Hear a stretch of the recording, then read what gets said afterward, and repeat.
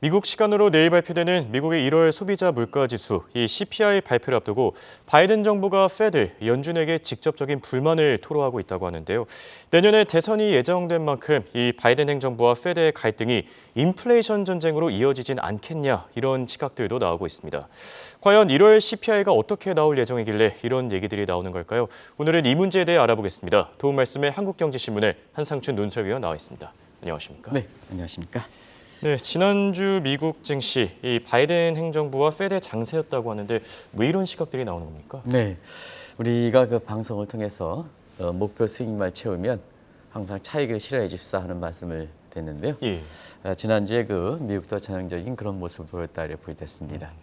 역시 그 차익 실현하는 데는 이달 그 14일이죠. 뭐 이달 14일 해봐야 예. 내일 모레 미국 시간으로는 내일 모레, 미국 시간은 내일이죠. 예.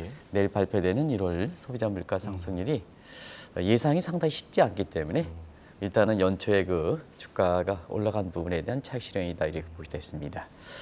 그리고 테슬라도 연준 그 최저치 대비해서 한 100% 정도 올라갔으니까 예. 차익 실현 물량은 자연스럽게 나오겠죠. 그래서 지난 주말에 가장 관심이 있던 테슬라도 차익 실현에 동참하면서 지금 테슬라 주가가 200달러에다가 지금 200달러 밑으로 떨어졌을 겁니다. 예. 아마 그렇게 지금 되지 않느냐 생각합니다. 재미난 분석은 지난 그 주말에 끝난 미국의 3대 지수에 보면 다우지수는 비교적 큰 폭으로 올랐습니다. 예. 나스닥은 한 70포인트 정도 그동안 그 이렇게 상승세에 비해서는 좀 예. 많이 떨어졌습니다. 0.7% 정도. 0.6%, 예, 6% 0.5% 이렇게 예. 해서 다우지수는 0.5% 정도 오르고 그다음에 나스닥 지수는 0.7% 정도 이렇게 떨어졌는데요. S&P가 판가름한다 이렇게 부됐습니다. 어떻게 해석하느냐 하는 측면에서는 예. 바이든 대통령의 국정연설 이후에 사실 내년에 그 대선 선언을 앞두고 경제 성과에 대해서 굉장히 많이 얘기했지 않습니까? 예, 그렇죠. 그 중에 물가 안정에 대한 어떤 자기 자신의 그 이렇게 공과다 이렇게 얘기하는데 최근에 페드 인사들이 얘기하는 거 보면 인플레에 대해서 상당히 좀 불안하게 얘기하죠. 예. 그런 각도에서 워낙 이 문제가 갈등이 앞으로 증시 향방 관련해서 관심이 되다 보니까 이렇게 해석하고 있습니다. 다우존스 지수가 0.5% 많이 오른 데에는 바이든 정부의 시각이 반영된 거다. 그러면 바이든 정부의 시각은 뭘 것인가 하는 예. 것을 지금부터 풀어내도록 하겠습니다. 그리고 나스닥이 하락한 것은 페드의 매파 성향이 반영해서 사실 그 미국의 금리 상승에 따른 이렇게 차익 매물 실현과 함께 가격의 하락이다 이렇게 보는 시각도 향후의 통화 정책 관련해서 주목해서 보실 사항이지 않냐 하는 생각이 듭니다. 그리고 분명히 지금 미국의 그 월가에서 이렇게 보면은 IMF의 그 지난 1월달 말에 그 전망을 계기로 해서 분위기가 확 바뀌는 모습을 보이고 있는데요. 예. 뭐 경기가 사실 그 위기론이다, 증시가 붕괴론이다 이런 것은 지금은 거의 해소된 상태다 이렇게 보겠습니다. 그런 상태에서 내일 발표되는 일본의 그 4분기 성장률 지난주에도 말씀드렸습니다는 예. 4분기 성장이 어떻게 나올 것인지, 그다음에 유럽의 작년 4분기 성장률이 어떻게 나올 것인지 하는 측면이 연초에 월드뱅크가 워낙 그렇게 두 국가의 그 성장률을 낮게 봤기 때문에 사실 이 성장률 관심이 된다 이렇게 보겠는데요. 지금 예상은 1월 말에 발표했던 IMF 시각대로 IMF에 보면 올해 성장률, 유럽 성장률 올렸지 않습니까? 예. 이런 시각으로 나오지 않겠나, 그걸 뒷받침하는 시각으로 나오지 않겠나 해서 증시는 이번 주에 내일 그 미국의 1월 소비자 물가 상승이 불안했는데도 불구하고 여전히 낙관론이 살아있는 상황이다 이렇게 보겠습니다. 자, 그렇다면 지난주에 지명된 차기 일본은행 총재, 정말 막판에 변화가 발생했었죠. 어떤 일이 일어났는지 이 문제부터 정리하고 가시죠. 네, 사실 당초보다 땡겨서 지명될 것이다. 당초 많은 데는 이제 이번 주에 예. 될 거로 봤습니다는 우리가 금요일 날 지명될 것이다 하는 것을 말씀을 드렸는데요. 지명은 됐습니다. 예. 아시겠습니다는 예상대로 말씀대로 아마미야 마사야키 이분이 지명대로 미사 비오제이라 하는 분을 예. 지명됐는데요. 역시 마사요시 부총재가 일본의 국민들의 변화 요구를 수용해서 뭐 일본 국민들은 이제 국가 부도가 이렇게 그 감소할 만큼 좀 통화 정책에 변화를 줘야 된다 하는 쪽을 지난주 금요일 날 말씀드렸지 않습니까? 예. 그래서 일본 국민들이 변화와 혁신이 필요하지 않느냐 하는 측면에서 그동안 아베라든가 그다음에 그로타의 구조 이것이 꽉 틀어막고 있었는데요. 이걸 좀 탈피해야 되지 않느냐. 이게 양쪽 다 위험이 있지만 변화와 혁신의 측면에서 보면 변화와 혁신이 있어야 뭐 일본 경제가 지금 선진국 함정에 추락되는 문제에서 좀 탈피할 수 있지 않느냐는 예. 이런 시각들이 국민들의 요구였거든요. 그러다 보니까 역시 마사요시도 지명된 상태에서 이러한 그 지명 요구를 정중히 거절한 상태인데요. 뭐 아시겠습니다는 대처하시는 분들이 예. 우에다 이분이 이제 돼서 이 우에다도 이제 별칭이 있습니다. 예. 사실 이분과 친한 사람이 하버드의 레리 서머스 교수인데요. 마사요시는 미스터 BOJ에 대해서 예. 이분은 일본의 버냉키다라는 표현을 썼거든요. 이 버냉키는 뭐냐 아시겠습니다는 서머스 교수가 버냉키라고 얘기했던 측면은 2008년 서프라임, 그다음에 2009년 리먼 사태 때 누구나 사실 이곳에 페드의 그 이렇게 의장을 맡기가 힘든 상황이어서 예. 1930년대 대공황 관련된 위기의 극복에 가장 전문적인 이러한 버냉키 의장을 이렇게 임명해서 결과적으로 미국의 사상 초유의 그 금융위기 상태를 극복한 상태거든요.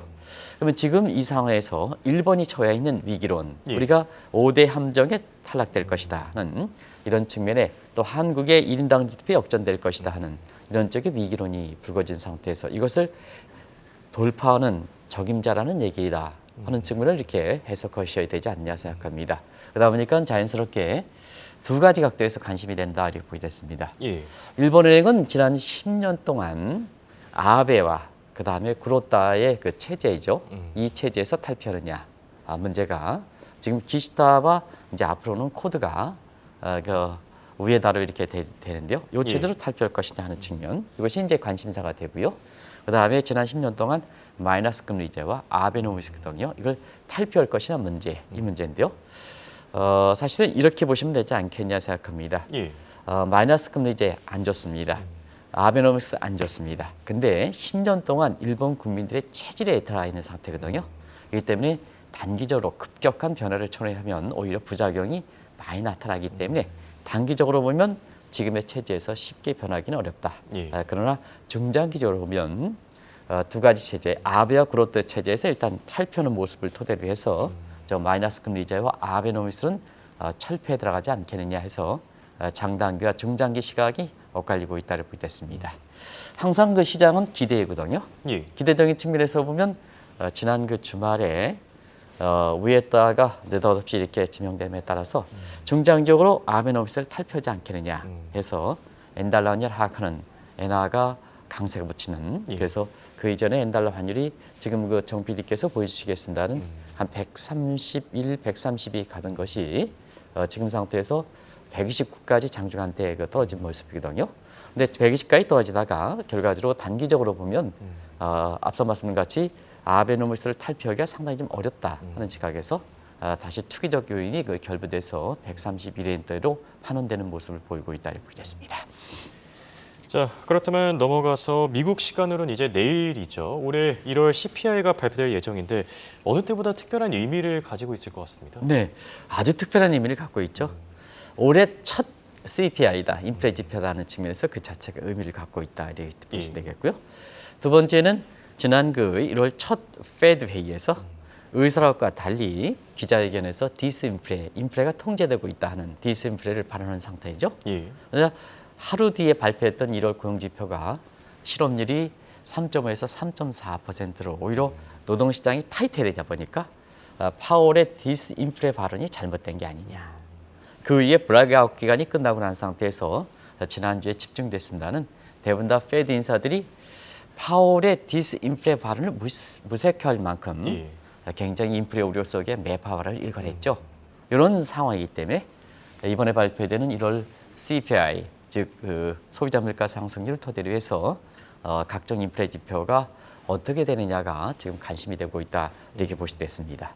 정치적인 측면에서는 아시겠습니다는 이제 작년 그 4분기에 기업들 실적 발표도 대형 기업들은 시장에 영향을 줄 수 있는 이런 실적 발표는 마무리되고 있지 않습니까? 그렇죠. 그리고 매크로 지표에서 소비자 물가 상승률 이외에는 성장률이라든가 이런 게 아직 발표되지 거의 일정이 잡혀지지 않는 상태거든요. 예. 그런 상태에서 사실 1월 소비자 물가 상승률의 결과에 따라서 가장 증시의 최대 이슈고 이거에 따라서 결과적으로면 단기간의 증시 흐름을 좌우하지 않겠나 하는 것이 지금이다 이렇게 됐습니다. 그런 상태에서 만약에 예. 예상을 그 상회에서 발표했다 하는 측면에서는 두 가지가 한꺼번에 기대가 무너질 가능성이 있죠. 작년 12월에 회의에서 이렇게 처음 나왔던 피벗에 대한 이야기, 예. 같은 맥락이었습니다. 인플레 통제하겠다 하는 이런 측면에서 파월 의장의 디스인플레 발언이 사실 1월 달 지금까지 미국의 그 주가, 특히 나스닥 지수가 10% 이상 올라가는데 가장 큰 요인이 되는데요. 만약에 예상선을 상회할 때는 두 가지 가능성이 기대하면서 오히려 낙폭도 클 수가 있다. 그래서 지난 주말에 차익 실현이 많이 가담된 거다 이렇게 보겠습니다. 그래서 시청자 여러분께 항상 말씀드리는 호재도 있고 악재도 있습니다. 예. 방송을 통해서 돈을 버시기를 이렇게 항상 희망합니다. 그런 측면에서는 손실을 이렇게 사전에 이렇게 차단하는 것도 굉장히 중요하거든요. 그런 측면에서는 항상 균형의 미학대를 이렇게 강조해서 목표 성향을 채우면 항상 차익을 실현하는 것도 바로 그런 측면이다 이렇게 보겠습니다. 자, 그렇다면 단도직입적으로 한번 여쭙겠습니다. 1월 CPI 어떻게 나올 것으로 지금 예상되고 있습니까? 네, 지금 예상은 아마 대들 아실 거로 생각합니다. 예상은 사실 전년 동월비가 지금 가장 관심이 될 거로 이렇게 보이는데요. 예. 동월비는 좀 낮게 예상되죠. 한 6.2%. 그럼 6.2% 수준은 못 할까 올까 하는 측면을 작년과 대비해서 올해 첫 이렇게 소비자 물가 상승이니까 작년에 굵직굵직한 선을 계기로 해서 한번 대비시켜 보겠습니다. 시청자 여러분 다 아실 것으로 생각합니다는. 예.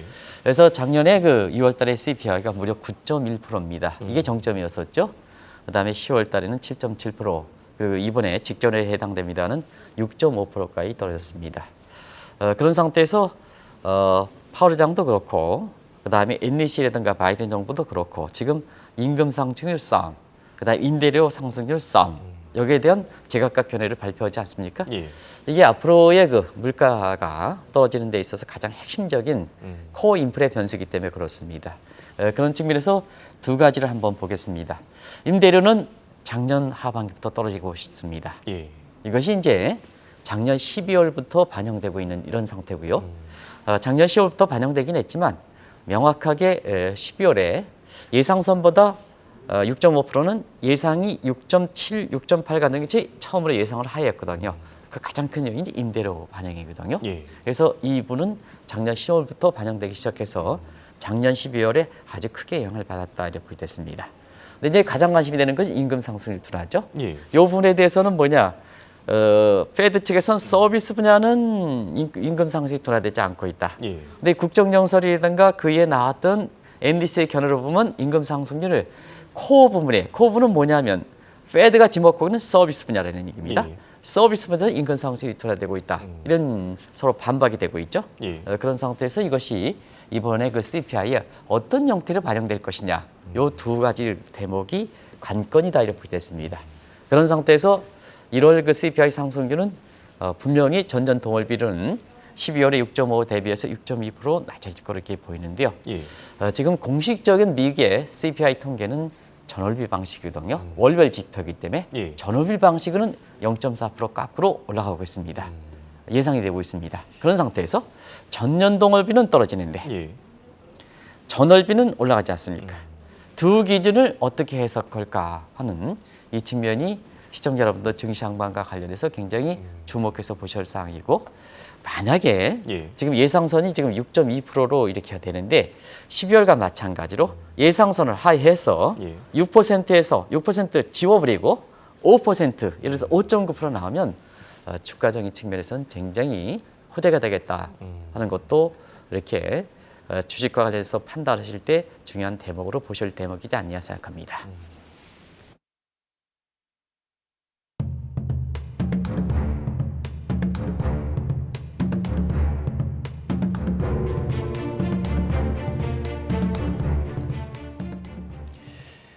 한 가지 궁금한 부분이 지금 전월비로도 안정되던 미국의 CPI가 이번에 만약에 상승세로 돌아서게 된다면은 그동안 저희가 짚었었던 이 중국의 인플레이션 수출 정책 이 부분 때문이라고 봐도 되겠습니까? 네. 사실 전년 동월비 이게 0.4% 비교적 큰 폭으로 오르는데요. 예. 이 대목에서는 인플레 재점화가 되는 게 아니냐 이런 우려가 나올 수 있을 정도로 상승률이 높은 건 사실이거든요. 그런 측면에서는 미국의 요인들을 보면은 앞서 말씀드린 같이 임금 상승률이라든가 예. 그다음에 집세 문제라든가 이런 쪽은 이렇게 떨어지고 있는 상황이거든요. 그럼 미국 측 요인에서 보면 크게 인플레가 이렇게 전월비 방식으로 0.4% 이상 이렇게 상승할 요인이 그렇게 없는데 왜 전월비는 0.4% 올라가느냐 문제입니다. 그런 측면에서는 중국 측 요인이 많이 이렇게 생각할 수 있는 대목이다 이렇게 됐습니다. 견성을 갖고 예. 그동안 뭐 중국이 세계 경제 어려울 때마다 디플레를 좀 수출했었고 그다음에 그게 이제 2001년 WTO 가입 이후에 그때 당시는 디플레죠. 예. 그래서 디플레를 수출해서 결정적인 타격을 미친 것이 일본 경제다. 그래서 일본이 잃어버린 20년을 연장시키는 1990년대에 잃어버린 10년에서 2000년대 들어서 늘 밀레니엄 시대에서 자 10년상 잃어버린 10년을 연장시켜서 잃어버린 20년이 되고 그것이 2012년 지금의 이렇게 이제 교체가 되는 구로타 총재에 의해서 아베노미스가 태동됐던 배경이거든요. 그게 중국의 영향이다 이렇게 보여졌습니다. 예. 지금 상태에서는 이제 위드 코로나 이후에 중국이 지금 여러 가지로 경기 부양 조치를 전인대 앞두고 부양 조치를 하지 않습니까? 예, 그렇죠. 그리고 작년에서부터 경제 봉쇄 조치가 완화되면서 결과적으로 보면 IMF의 전망치도 세계 모든 국가들이 끌어올린 만큼 되는데요. 지금 인플레가 잡히지 않은 상태에서 IMF 전망대로 세계 경제 성장이 올라가니까 인플레 재발 우려가 있는 거죠. 이게 이제 중국의 영향이다 이렇게 볼 때 있습니다. 예. 그런 상태에서 중국 국민들이 위드 코로나 경제 완화 조치 위에 보복 소비분이 폭발적으로 좀 증가하고 있습니다. 그 대목이 예. 이 보복 소비란 뭐냐면 작년에 제로 코로나 정책에서 경제 봉쇄 조치에서 중국 국민들이 써야 될 것을 못 쓰게 됐던 거거든요. 이게 해제가 되니까 폭발성으로 소비가 증가하는 측면이다 이렇게 볼 때 있습니다. 예. 그러다 보니까 자 미국의 저가 시장에서 대부분 50%를 중국 제품으로 사용해 쓰고 있는데요. 자 중국이 보복 소비이다 보니 생물품 가격이 올라가거든요. 예. 그러면 미국 입장에서는 저가 수출 부분에 미국 국민들이 50%를 담당하는 이 부분에 중국의 폭발 수비에 의해서 생필품 가격이 올라가 미국의 인플레가 올라가 그런 측면을 개연성을 갖고 있는 대목이거든요. 예. 이 대목이 아시겠습니다만 앞으로 미중 간 인플레 논쟁이 될 것이다 하는 측면에서 그동안 인플레 재점화 우려 관련해서 게오르그바 IMF 총재라든가 그다음에 라가르도 ECB 총재라든가 예. 그리고 미국에서 가장 매파적 성향을 갖고 있는 물럿 총재라든가 이런 것이 우려했던 시각이 있기 때문에 이번에 그 1월달 소비자 물가 상승률이 전월비로 의외로 큰 폭으로 오르면 이 대목도 본격적으로 논의될 수 있을 것이다 이렇게 보여졌습니다. 네, 확실히 인플레이션이 재점화될 우려가 워낙 커서 그런지 지금 금리 정책과 관련해서도 바이든 정부랑 페드의 갈등이 점점 표면화되는 것 같습니다. 네, 국정 연설을 계기로 해서 굉장히 표면화되고 있죠. 예. 아주 바이든 정부 입장에서는 전통적으로 미국은 페드의 독립성을 인정을 해주는 그렇죠. 중립성을 인정을 해주는 이런 모습인데요. 과거 역사를 보면 반드시 그렇지는 않습니다.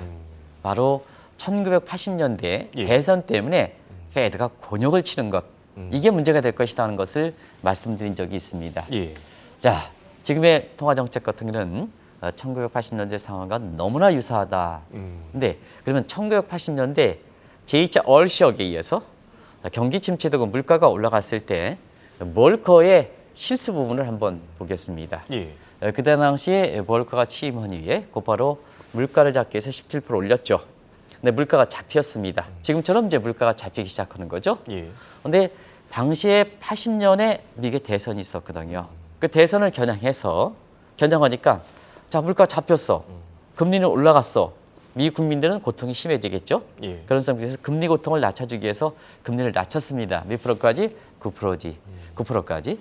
근데 물가가 완전히 잡히지 않은 상태에서 성급하게 금리를 내리다 보니까 물가가 재점화해서 그것을 담당하기 위해서 사실 금리를 20%까지 정확히 21%까지 올렸지 않습니까? 이것이 너무 정치적인 문제를 생각해서 물가가 완전히 잡히기 전에 이렇게 금리를 내렸던 것이 예. 결과적으로 나중에 금리를 더 올리게 되는 사실 페드 입장에서는 에클스 실수에 이어서 몰커의 실수 이렇게 얘기할 만큼 이 대목이 이렇게 낮은 거거든요. 예. 그러다 보니까 지금의 상황 한번 보시기 바랍니다. 물가 잡히죠? 예. 그때 똑같죠? 그다음에 내년에 대선이 있죠? 똑같죠? 그런 상태에서 자 그때 당시에 생각을 할 수밖에 없다는 얘기입니다. 그러다 보니까 지금 물가가 잡히는 김에 경기 침체가 좀 다소 감행하더라도 확실히 잡겠다. 확실히 잡겠다. 그때 실수를 재현하지 않겠다. 어느 측면에서 지금 페드 입장에서는 물가가 잡히기 시작하는데도 불구하고 강하게 매파의 기질을, 매파의 성성을 나타내는 거다 이렇게 보겠습니다. 예.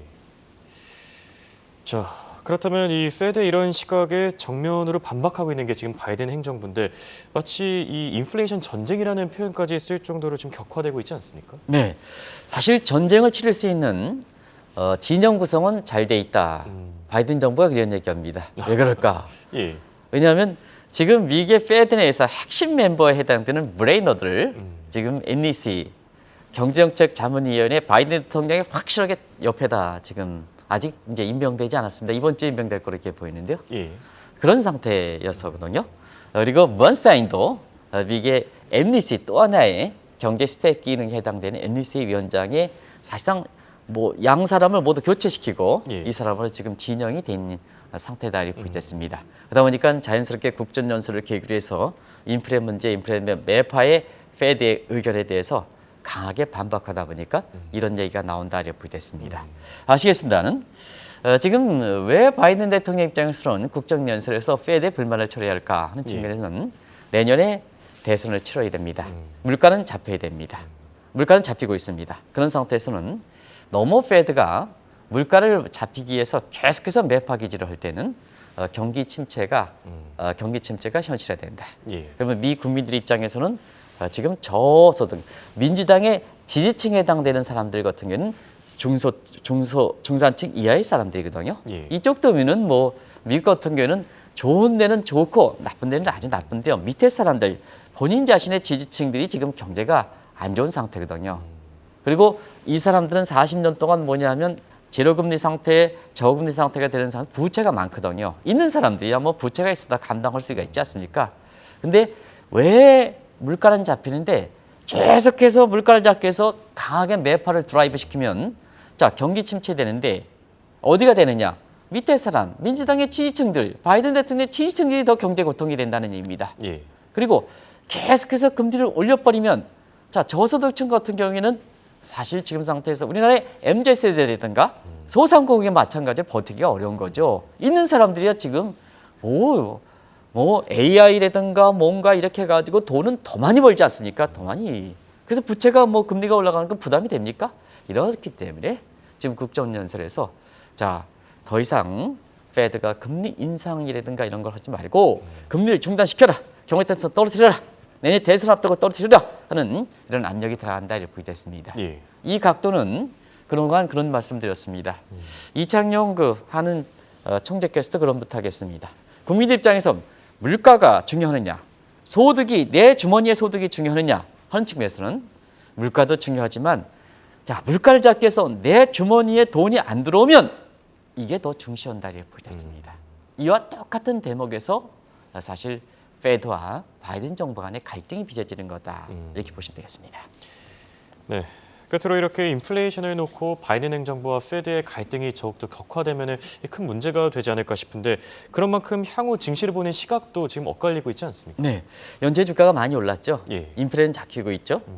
그런 상태에서 지금의 향후의 페드의 통화 정책 관련해서 갈등이 좀 매파로 갈 것이냐, 바이든 정부 압력이 들어오고 이랬을 때는 금리를 중단할 것이냐, 아주 오락가락 상황이다 이렇게 보겠습니다. 예. 그런 상태에서는 이와 비슷했던 1994년 이후, 그 다음에 1999년 이후 상황을 한번 두 케이스를 가지고 시청자분이 앞으로 미국의 통화정책 관련해서 증시 향방이 어떻게 될 것이냐 하는 것을 한번 보여드리겠습니다. 예.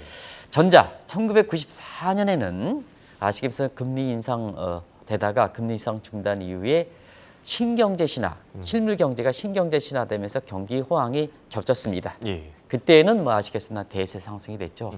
아마 시청자 여러분 아시겠으나 우리나라의 외환위기 전후에서 미국의 증시에 주식 투자하는 시각, 지금의 서학개미라든가 이런 것이 미국 시장이 직접 투자할 수 있었으면 아마 대단히 많이 돈 벌었을 겁니다. 반면에 1999년 이후에는 IT 버블 붕괴됐죠. 예. 그리고 9/11 사건 터졌죠. 경기가 아주 이렇게 안 좋았죠. 그런 상태에서 금리가 인상되다가 중단된 뒤에 증시 모습 보면 주가가 아주 안 좋았다 이렇게 됐습니다. 두 케이스를 놓고 지금 상태에서 왜 이렇게 관심이 되느냐 하는 측면에서는 자, 올해 연초에 월드뱅크가 사실 세계 경제 전망을 할 때는 작년 6월 달 대비해서 3%에 1.7% 반토막 전망했죠. 선진국의 70%가 사실 경기 침체에 빠진다. 신흥국의 60%가 경기 침체에 빠진다. 이런 시각으로 보면 진짜 그레이트 로테이션이죠. 그레이트 리세션이죠. 예. 증시 붕괴될 수밖에 없죠. 그게 연초까지 시청자분한테 많은 비관론자들이 나왔던 시각이다 이렇게 됐습니다. 이게 분위기가 바뀐 것이 한 달 후에 IMF 전망에서 예. 자, 올해 세계 경제 성장률을 2.7에서 2.9% 처음으로 조정했죠. 그렇죠. 상향 조정. 그다음에 회원국의 약 80%를 올해 성장률을 상향 조정됐죠. 그래서 분위기가 뭐냐? 1999년 연초까지 월드뱅크 갔다가 지금 IMF 전망 이어서 1994년으로 넘어간 상태가 됐습니다. 상당히 헷갈릴 거로 이렇게 생각하시는데요. 예. 결과적으로는 다음 달에 있는 연준의 경제 전망이 결국 관건이 되지 않겠나를 보고 있습니다. 작년에 12월 달에 페드 입장에서는 너무 금리를 올해 성장률을 낮게 봤습니다. 예. 0.5% 봤죠. 지금의 중국 경기가 이렇게 위드 코로나면서 경제 봉쇄 조치가 완화되고 그다음에 3월 달 전에도 경기가 부양되고 그다음에 미국 경제도 그렇게 나쁜 상황은 아니거든요. 노 랜딩이라 이렇게 표현을 할 만큼 예. 이런 상태에서 보면 자, 이런 점을 감안해 볼 때는 또 1월 달에 주가가 상승하는 부분에 대한 소비가 증대하는 측면 예. 그리고 중국의 보복 소비 이런 측면에서 볼 때는 성장률은 상향 조정되겠다. 지금 0.5%에서 1% 이상은 상향 조정되겠다 이렇게 됐습니다. 근데 문제는 예. 상향 조정 실무 경제 괜찮아도 1994년 사례로 가겠느냐? 인플레가 아직 완전히 잡히지 않았기 때문에 물가가 봉착될 수가 있는 거거든요. 그래서 지금 상태에서는 1994년과 1999년 그 중간 형태로 가지 않겠느냐. 그러면 증시 붕괴론, 경제에서 위기론 이런 것은 전부 이렇게 둔화되지 않겠나를 보고 있습니다. 네. 이렇게 오늘은 미국의 1월 CPI, 인플레이션과 함께 이 주제를 살펴봤습니다. 지금까지 도움 말씀에 한국경제신문의 한상춘 논사위원이었습니다. 대단히 고맙습니다. 네, 고맙습니다.